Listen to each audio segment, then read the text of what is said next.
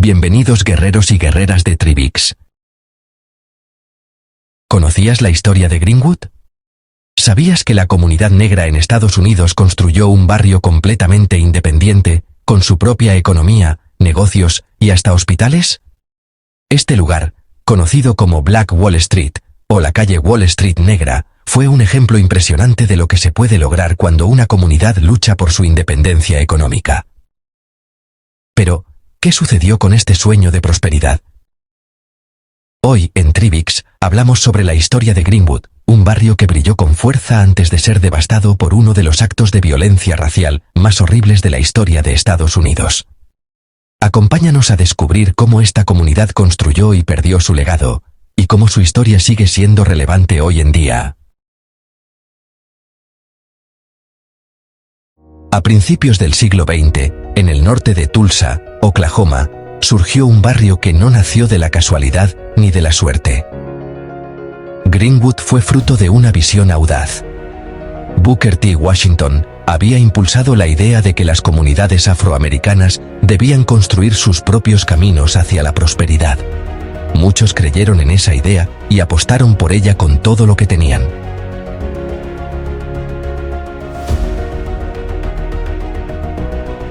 El terreno donde creció Greenwood fue comprado y desarrollado por empresarios que entendieron que la independencia económica comenzaba por el acceso a la tierra. Entre ellos destacó O.W. Gurley, un inversionista que adquirió más de 40 acres con un objetivo claro: abrir espacio para que familias afroamericanas pudieran emprender, vivir y crecer sin límites. Él no solo construyó edificios, sembró confianza. Cada lote vendido y cada local alquilado fue una invitación a atreverse. Pronto se sumaron otros nombres, cada uno con su historia de trabajo duro. Cata B. Stratford, abogado y empresario, construyó uno de los hoteles más elegantes de la región. Otros comerciantes abrieron restaurantes, farmacias, tiendas de ropa, imprentas, salas de cine y consultorios médicos. Un tejido empresarial vivo. Greenwood llegó a tener más de 100 negocios. Había bancos que ofrecían crédito cuando en otros lugares no existía esa posibilidad. Había periódicos que informaban y unían a la comunidad. Había escuelas que apostaban por una educación fuerte.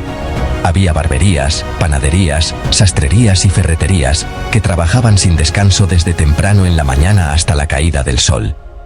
Los dueños de estos negocios no solo buscaban ganancias, querían demostrar que la prosperidad era posible. Cada tienda era una declaración de dignidad. Cada empresa levantada a pulso era una señal de que el futuro podía construirse con disciplina, visión y coraje.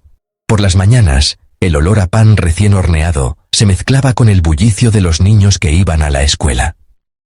Al mediodía, los restaurantes se llenaban de trabajadores que compartían conversación y sueños. Por las tardes, los comercios abrían sus puertas, como si cada día significara una oportunidad nueva. La vida cultural también florecía. Había música, actos comunitarios y espacios donde se celebraban logros. Greenwood respiraba orgullo. Quien vivía allí sabía que formaba parte de algo que no se repetía en ningún otro lugar del país. Los empresarios de Greenwood tenían un poder económico notable para la época. Muchos eran propietarios de sus terrenos y sus negocios. Algunos reinvertían sus ganancias en nuevas construcciones, otros apoyaban a vecinos para que iniciaran sus propios proyectos. La riqueza circulaba dentro de la comunidad, y eso generaba estabilidad. No era raro ver autos nuevos, casas bien mantenidas y familias que podían pagar estudios superiores para sus hijos. La comunidad no era perfecta, pero era decidida. Tenía una base económica fuerte, cimentada en la propiedad y en la convicción de que el trabajo constante podía abrir puertas que antes parecían cerradas. Un lugar que nació del esfuerzo y del sueño colectivo.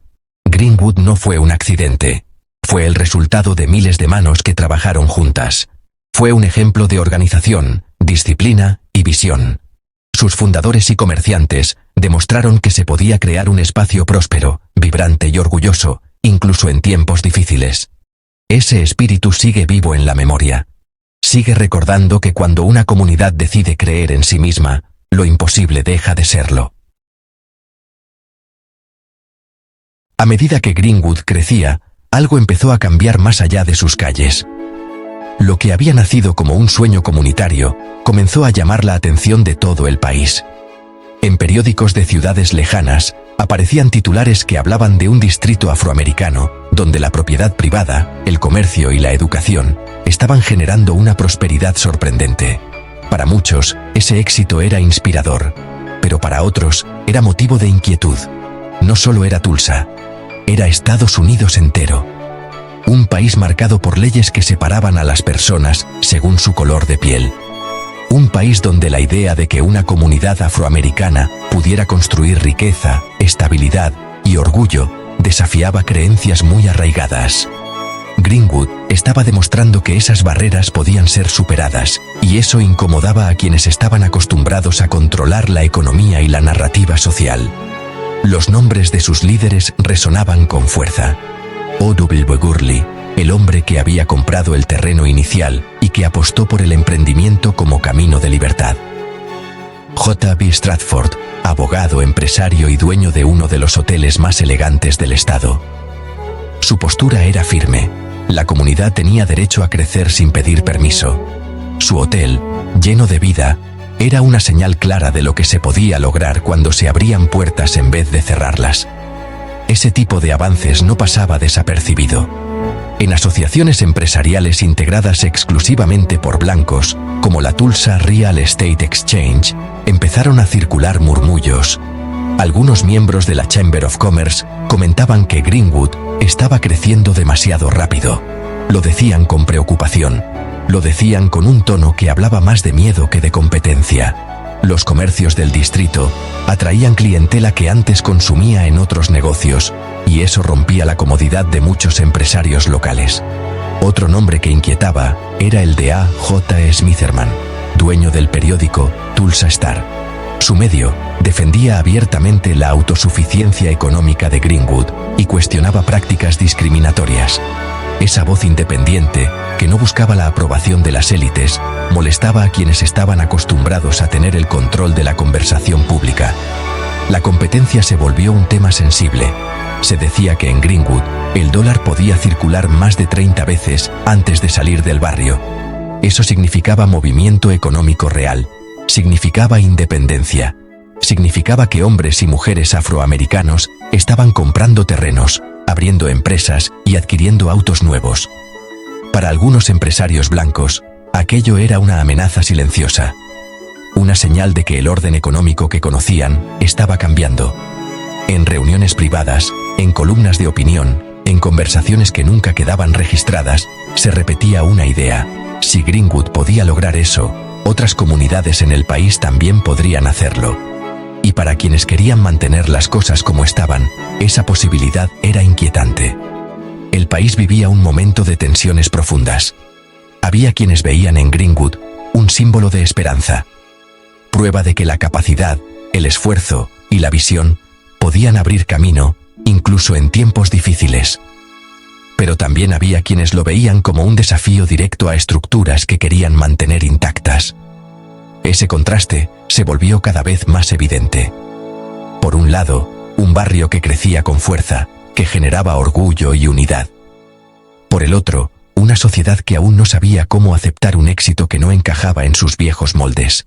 Greenwood brillaba, su gente avanzaba, su economía se fortalecía.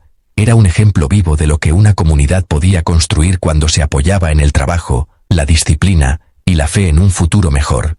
Y aunque muchos admiraban ese avance, también había quienes temían lo que representaba. Porque Greenwood no era solo un barrio. Era la prueba de que otro camino era posible, y esa idea, hermosa para unos, amenazante para otros, empezó a moverse como una corriente silenciosa bajo la superficie del país. Dentro de Greenwood, el día a día seguía construyéndose con una mezcla de esperanza y esfuerzo.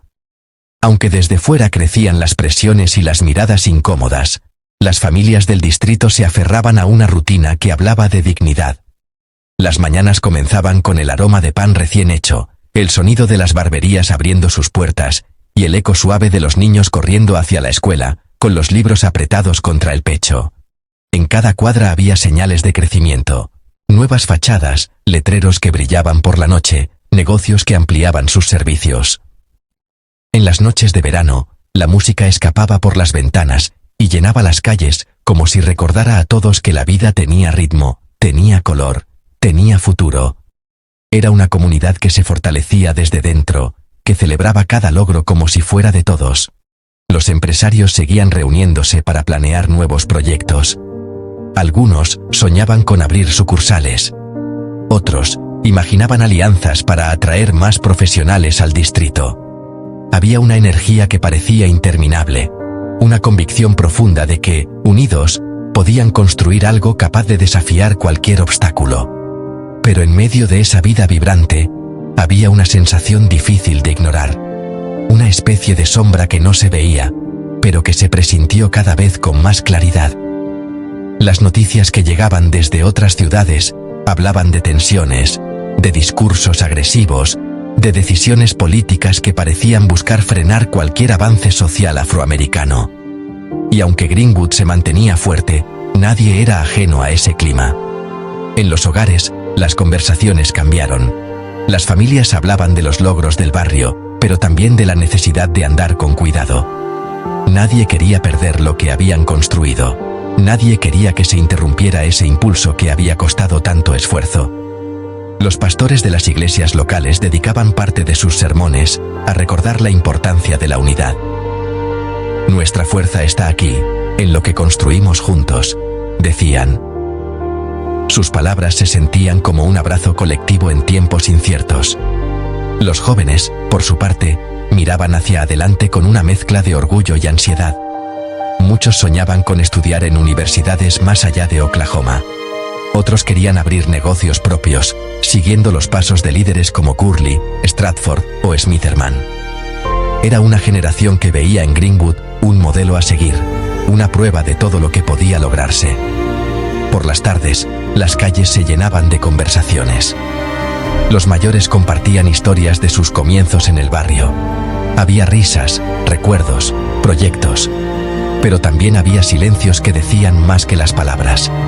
Miradas que se desviaban cuando alguien mencionaba los comentarios hostiles que circulaban fuera.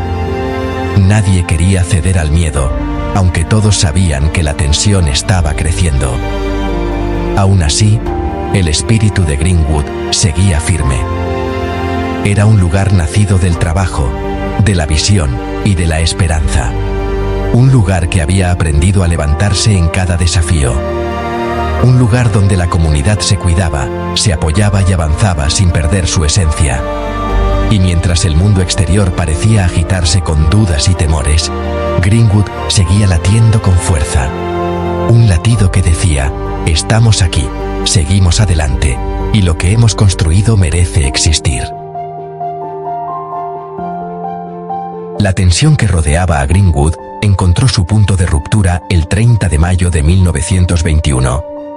Ese día, un joven limpiabotas afroamericano llamado Dick Rowland entró en un edificio del centro de Tulsa para usar el ascensor. Al cerrarse la puerta, la ascensorista blanca, Sarah Page, gritó. Nadie supo exactamente qué pasó dentro. No hubo pruebas. No hubo testigos directos. Pero en una ciudad cargada de racismo, el rumor no necesitó más que unos segundos para transformarse en acusación. En menos de una hora, la versión que circulaba por las calles ya no hablaba de un tropiezo o un malentendido. Hablaba de un ataque. Esa historia inflamada, sin investigación ni evidencia, fue suficiente para que sectores blancos de Tulsa decidieran actuar movidos por prejuicio, rabia y deseos de imponer control. Los periódicos sensacionalistas, como el Tulsa Tribune, publicaron titulares incendiarios. Exigieron castigo inmediato. Agitaron el miedo. Alimentaron el odio. Un artículo incluso insinuó que se debía colgar al joven, una invitación abierta a la violencia que muchos tomaron como permiso. Esa misma noche, un grupo armado de blancos se reunió frente al juzgado. Querían a Rowland. Querían imponer su idea de justicia por encima de la ley. Mientras tanto, varios veteranos afroamericanos de la Primera Guerra Mundial, orgullosos defensores de su comunidad, acudieron al mismo lugar para evitar un linchamiento. No buscaban conflicto, buscaban proteger una vida que, sin su presencia, estaba en riesgo. La tensión entre ambos grupos creció. Bastó un empujón, una mirada, un intento de arrebatar un arma para que la situación se desbordara. Un disparo rompió la noche, y con ese disparo, todo lo que se había acumulado durante años de racismo, resentimiento y envidia económica se encendió como pólvora. A partir de ese momento, una turba enfurecida comenzó a organizarse con rapidez. No iban tras un hombre, iban tras una comunidad entera. Greenwood se convirtió en el blanco de un ataque planeado sobre la marcha, pero cargado de intención. La idea no era solo castigar, era destruir, era borrar el símbolo de prosperidad que tantos no toleraban. Durante las horas que siguieron, grupos armados blancos avanzaron hacia Greenwood. Irrumpieron en negocios, incendiaron edificios, atacaron hogares y sometieron a familias que nada tenían que ver con el incidente del ascensor. La ira racista encontró en ese pretexto la excusa perfecta para descargar años de resentimiento contra el éxito de la comunidad afroamericana. Aviones privados sobrevolaron el distrito. Desde arriba se lanzaron objetos incendiarios. Desde abajo, las turbas avanzaban calle por calle, prendiendo fuego a empresas, viviendas, iglesias y escuelas. Greenwood, que había tardado años en levantarse, fue reducido a cenizas en cuestión de horas. Muchos dicen que aviones privados lanzaron artefactos incendiarios desde el cielo. En las noches del 31 de mayo y 1 de junio de 1921, el distrito de Greenwood, conocido como Black Wall Street, por la prosperidad que sus habitantes afroamericanos habían construido con esfuerzo y dignidad, se convirtió en escenario de una violencia planificada. Lo que había sido símbolo de autonomía económica y orgullo comunitario, fue arrasado por una turba blanca que actuó con armas, fuego y la complicidad de las autoridades. Las calles que antes resonaban con el bullicio de negocios, escuelas y hogares, se llenaron de humo y gritos. Entre 100 y 300 personas negras fueron asesinadas, aunque nunca se pudo fijar una cifra exacta. Más de 1.200 hogares y comercios quedaron reducidos a cenizas, y 6.000 residentes afroamericanos fueron detenidos por la Guardia Nacional y la policía, mientras los agresores permanecían libres. El daño económico, equivalente hoy a más de $200 millones, fue solo una parte de la herida. Lo más devastador fue la destrucción de un sueño colectivo. El ataque no se limitó al suelo. Aviones civiles y militares sobrevolaron Greenwood, lanzando disparos y artefactos incendiarios. Testigos hablaron de bolsas ardientes y fósforo cayendo desde el cielo, confirmando que la violencia no fue espontánea, sino organizada. En una ciudad donde pocos ciudadanos privados tenían acceso a aeronaves o materiales militares, la participación de aeródromos vinculados a la Guardia Nacional y empresas petroleras revela una coordinación institucional. La policía armó a civiles blancos, la Guardia Nacional intervino tarde y detuvo a las víctimas en lugar de protegerlas, y las autoridades locales nunca procesaron a los responsables. Los incendios comenzaron en puntos estratégicos, como si hubieran sido trazados en un mapa. Todo ello llevó a los investigadores a concluir que la masacre fue más que un estallido de odio. Fue un pogromo racial con apoyo estatal tácito, una violencia paramilitar encubierta bajo la sombra de la impunidad. Así, Greenwood no cayó solo por las llamas ni por las balas, sino por la traición de las instituciones que debían garantizar justicia. La memoria de Black Wall Street permanece como testimonio de cómo la prosperidad afroamericana fue destruida deliberadamente, y como advertencia de lo que ocurre cuando el Estado se convierte en cómplice del racismo, en lugar de protector de sus ciudadanos. Cuando amaneció, casi nada quedaba en pie. Miles de personas habían perdido sus hogares. Cientos habían perdido la vida.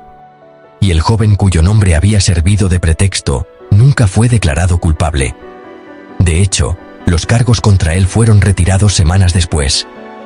Sarah Page tampoco presentó acusación formal. La verdad quedó clara. El incidente entre Rowland y Page no fue la causa real. Fue la chispa. La excusa. Lo que permitió a una ciudad desbordar su odio acumulado hacia una comunidad que había logrado prosperar más allá de lo que la segregación consideraba aceptable. Greenwood fue atacado no por un crimen. Fue atacado por existir, por elevarse, por demostrar que la igualdad económica era posible. Su destrucción fue el resultado directo del racismo, del miedo a la competencia y de la voluntad de aplastar un ejemplo demasiado poderoso para quienes querían mantener el control. Cuando el humo comenzó a disiparse y las llamas cedieron, lo que quedó de Greenwood fue un silencio que dolía. Las calles antes llenas de vida estaban cubiertas de ceniza. Los negocios que habían simbolizado independencia y orgullo habían desaparecido. Las familias que habían trabajado durante años para construir un hogar se encontraron de un momento a otro sin nada más que la ropa que llevaban puesta. Los sobrevivientes caminaron entre los restos buscando familiares, buscando algo que reconocieran, buscando una señal de que su vida no había sido borrada por completo. Muchos fueron detenidos y llevados a centros de internamiento improvisados. No para protegerlos, sino para controlarlos. Allí se tomaban listas, se entregaban pulseras y se esperaba a que alguien blanco firmara su liberación. Perderlo todo ya era dolor suficiente, pero perder también la libertad añadió una herida más profunda. Mientras la comunidad intentaba comprender qué había ocurrido, la postura del gobierno local fue fría, distante. Las autoridades evitaron asumir responsabilidad. No hubo disculpas, no hubo investigaciones serias, solo excusas, silencios y una narrativa que buscaba culpar a quienes habían sido atacados.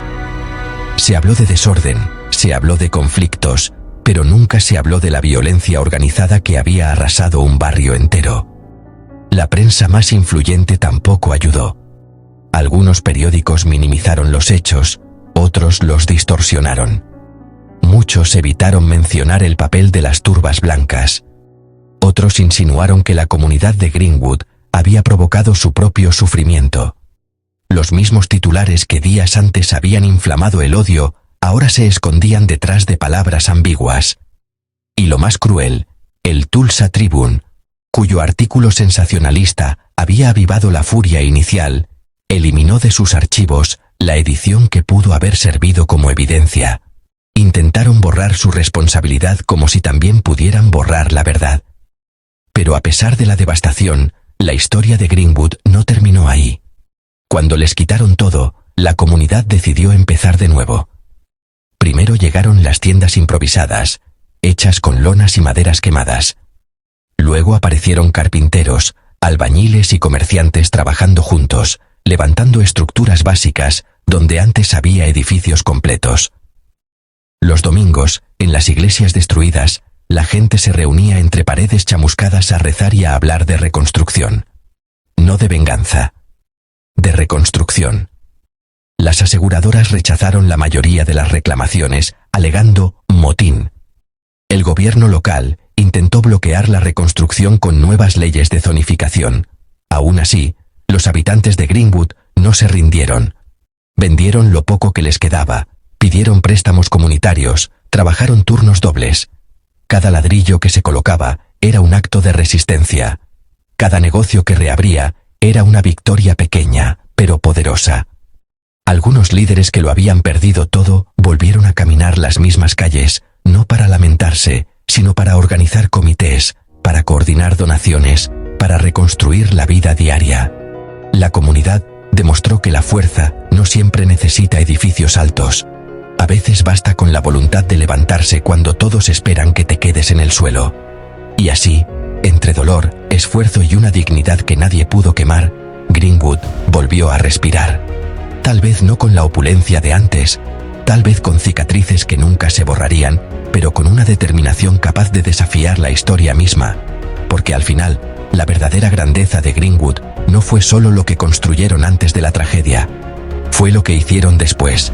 Fue la decisión de seguir adelante cuando todo había sido arrebatado. Fue el acto de reconstruir un futuro donde muchos solo veían ruinas. La historia de Greenwood deja algo al descubierto que muchos preferirían ignorar. No fue la falta de trabajo lo que frenó a su gente. No fue falta de inteligencia, ni falta de disciplina, ni falta de ambición. Fue lo contrario. Fue su éxito lo que encendió la furia de quienes no podían aceptar que una comunidad afroamericana prosperara por mérito propio. La destrucción de Greenwood no nació de la pereza ajena. Nació del miedo al avance ajeno. Durante décadas, se repitió una narrativa diseñada para justificar desigualdad, que los afroamericanos no querían trabajar, que no podían organizarse, que no tenían visión. Greenwood lo desmintió con hechos. Con bancos propios, con periódicos propios, con comercios llenos, con calles vivas, con un sistema económico que no necesitó permiso de nadie. Los prejuicios cayeron por su propio peso. La violencia fue la respuesta de quienes no soportaron verlos triunfar. Y lo más revelador es que esta dinámica no fue solo local. No fue algo aislado de Tulsa. Fue parte de un patrón más amplio, una forma de racismo que opera no solo contra individuos, sino contra pueblos enteros. Cuando una comunidad negra prospera, siempre aparece alguien intentando explicar ese progreso como excepción. Cuando un país africano crece, no faltan las voces que lo reducen a estereotipo, o lo presentan como amenaza. Cuando un territorio intenta levantar su economía, siempre surge algún poder externo, dispuesto a corregirlo, guiarlo o estabilizarlo, usando esos términos suaves que esconden intereses duros. El racismo no es solo desprecio, es una herramienta, una estrategia. En Tulsa, se usó para justificar la destrucción de un barrio que competía económicamente. En el mundo, se ha usado para intervenir, despojar, sembrar inestabilidad y mantener jerarquías diseñadas para que algunos avancen y otros permanezcan donde están. Por eso la historia de Greenwood no es solo un capítulo triste del pasado. Es un recordatorio incómodo. Un espejo que muestra que la opresión nunca fue consecuencia de inferioridad, sino respuesta al miedo que provoca ver surgir a quienes fueron obligados a empezar desde atrás.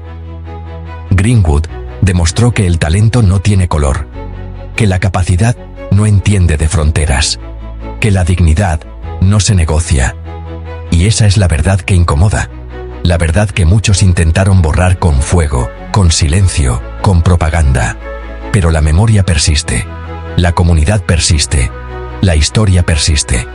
Y cuando se mira desde Tulsa hasta el mapa entero, queda claro que cada avance de un pueblo negro, en cualquier parte del mundo, se encuentra con el mismo dilema: quienes celebran su crecimiento y quienes temen perder el control. Greenwood no fue destruido porque fracasó, fue destruido porque tuvo éxito. Y entender eso es el primer paso para no permitir que se repita, ni en una ciudad, ni en un país, ni en un continente.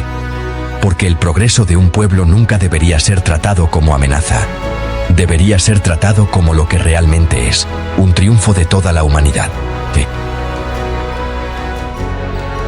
Si te ha gustado el video, dale a me gusta y síguenos para más contenido como este.